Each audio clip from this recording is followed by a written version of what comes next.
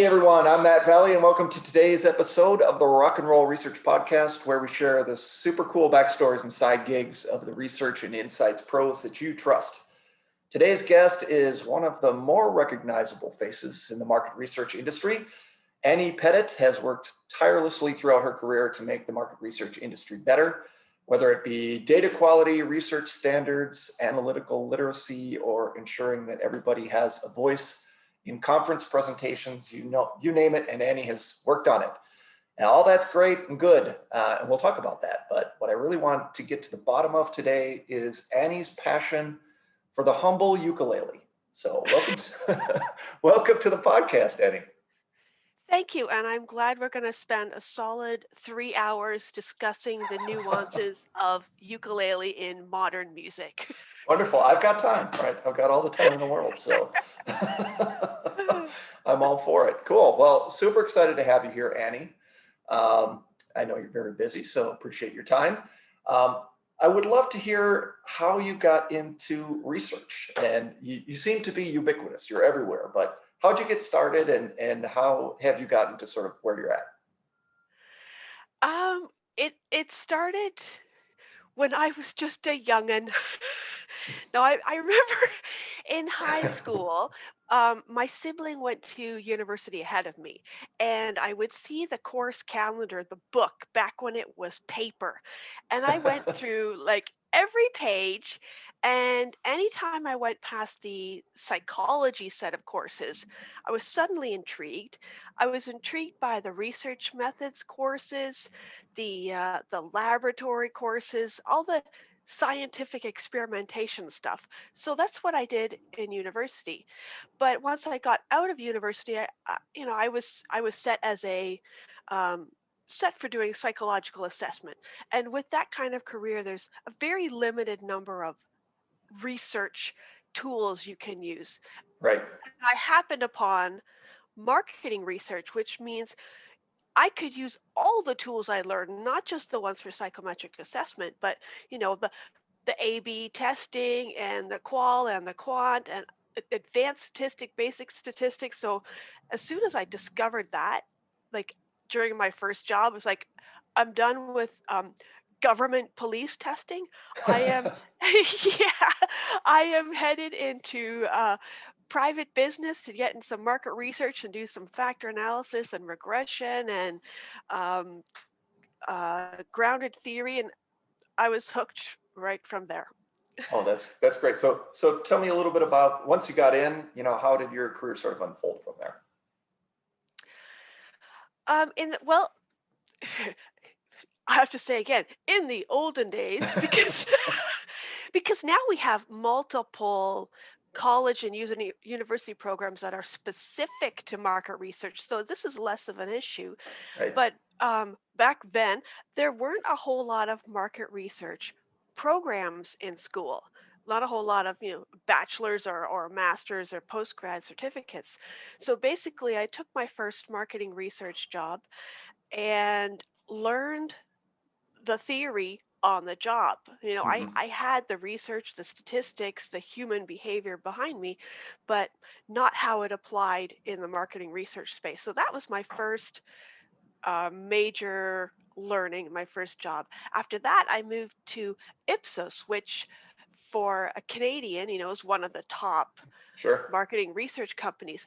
And that's where I really got intrigued with data quality. I had actually done data quality as my dissertation, the quality of online surveys versus offline surveys. So strangely relevant to the marketing research world, and applied all of my data quality knowledge at Ipsos. And then I ended up moving to a startup doing social media research, and then moving to a global marketing research company. And now I'm a consultant. So I've basically done all the potential users, the government, the startups, the small company, large company, consultant. Yeah. I've seen the business from all different areas, which is quite fascinating. Yeah. So here I am. No, that's good. And what kind of consulting do you do now, Annie, generally? I do a lot of work helping companies communicate about market research better. So it's writing about their research results, qual or quant, in a more clear way, writing blog posts, website content, white papers, a variety of ways of helping companies showcase what they do, marketing research companies, helping Hmm. them showcase what they do more clearly for their end clients.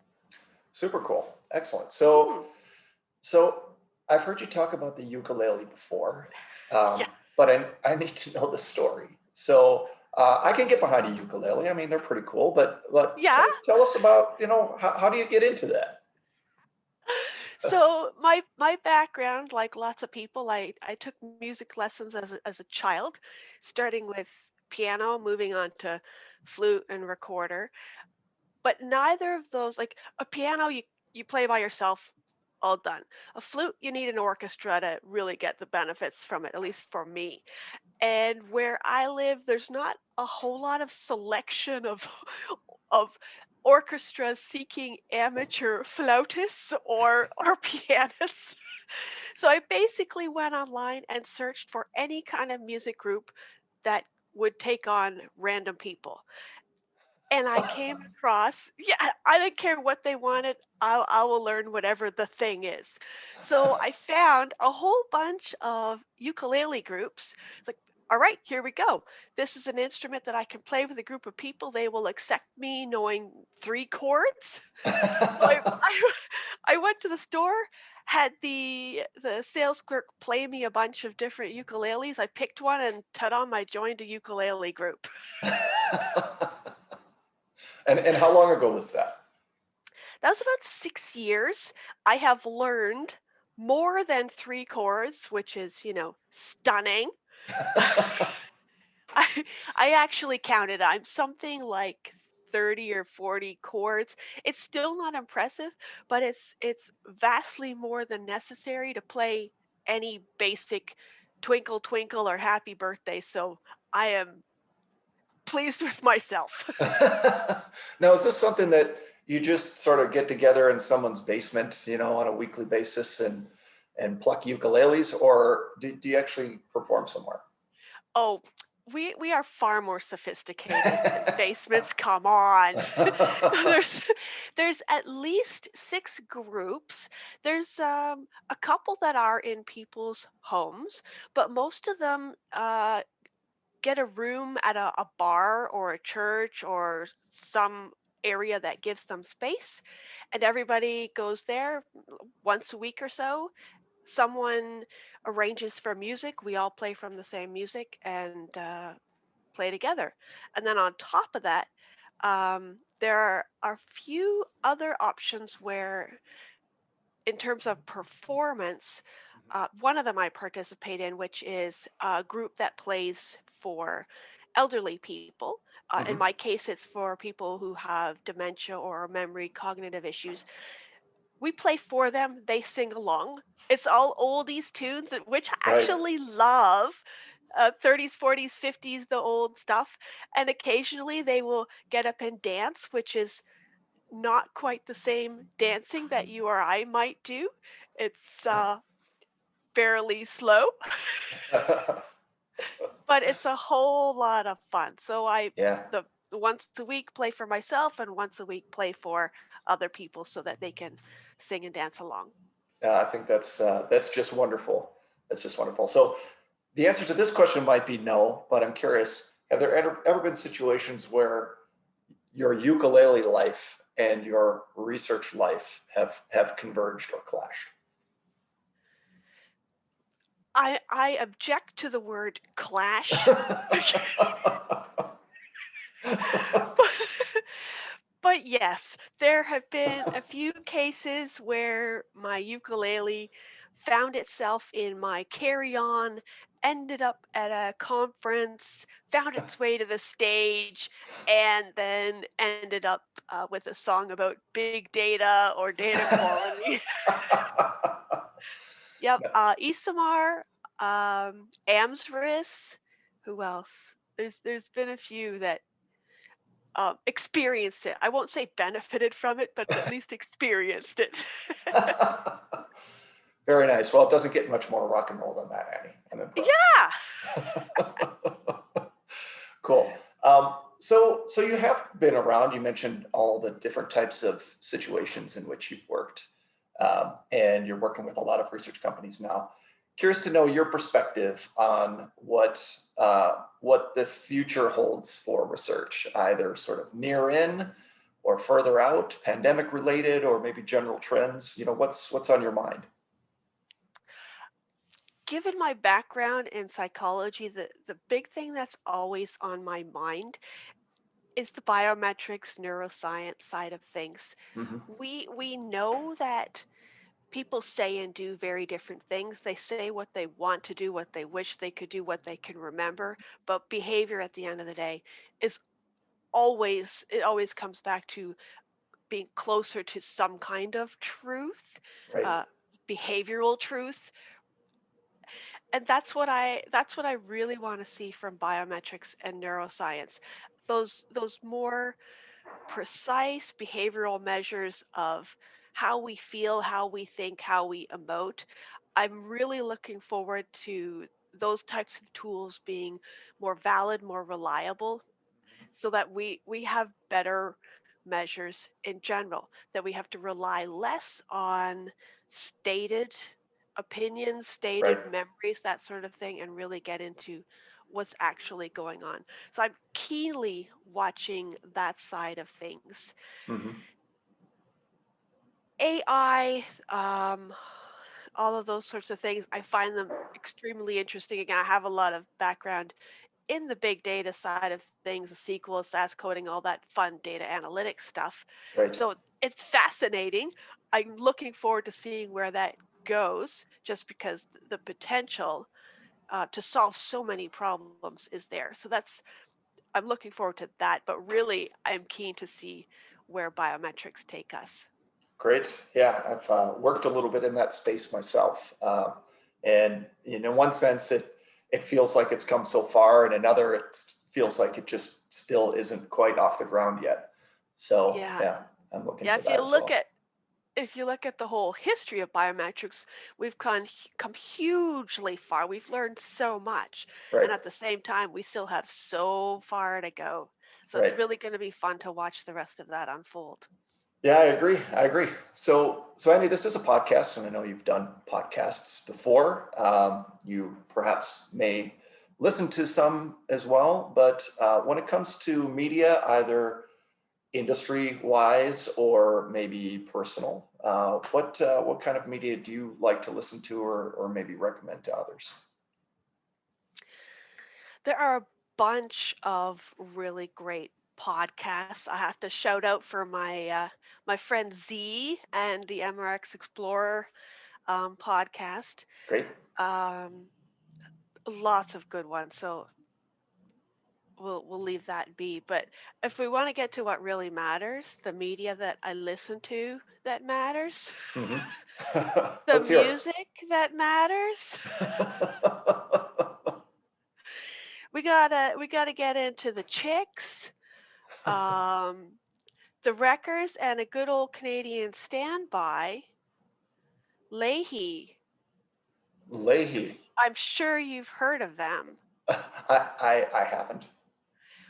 I'm shocked, but I Enlighten me. Enlighten me in.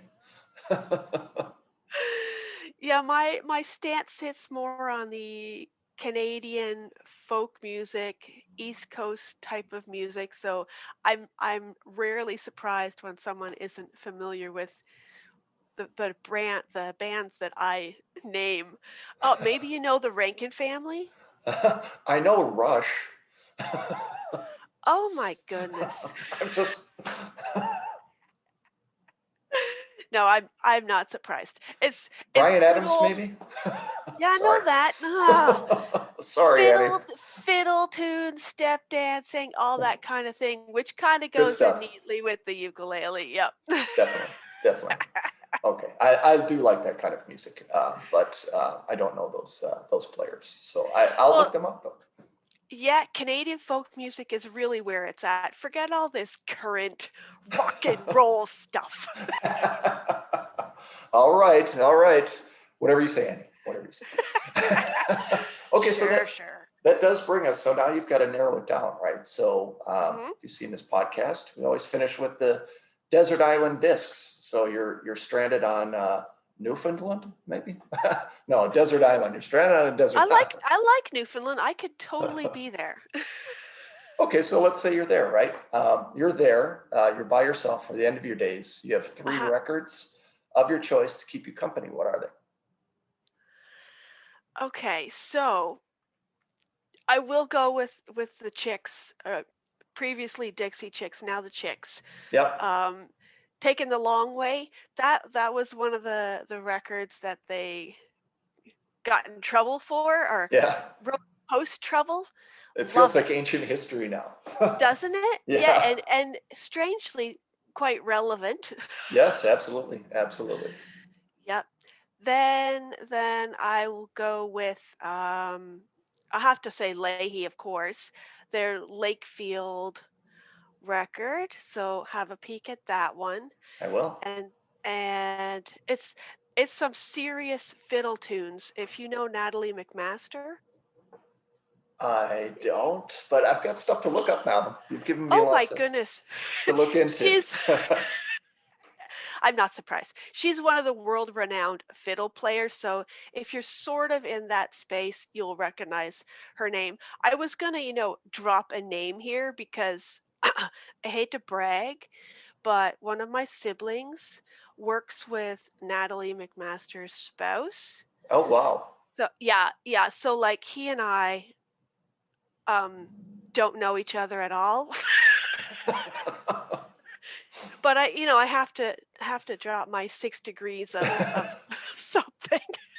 Duly noted. Duly noted. Yeah, yeah, I know, it's really impressive. Um, and then from the records, their Stand Still, Look Pretty album. What I like about all of these, fantastic harmonies, Hmm. fantastic musicianship behind each of them, amazing instrumentalists. So Right. those are my picks. Go get Good. your credit card out. Good picks. You've given me some things to think about, so I really appreciate that. It's great to get some new ones, and I'll tell you, no one has mentioned those ones yet. So um, I'm surprised. at some point, I'm going to go back, and of course, I have data now, right? So the more podcasts I do, I get three records each time. So I need to start looking at the data. So you've given me some some new data points, so I appreciate that. I'll send you some links. All right. All right. Well, this has been a great chat. Really appreciate everything you do for the industry, Annie, and certainly appreciate your time here on the podcast. So I would say folk, but I got to say rock and roll. Peace, my friend. All right. Thanks, Annie. Glad to join you. Thank you. Okay.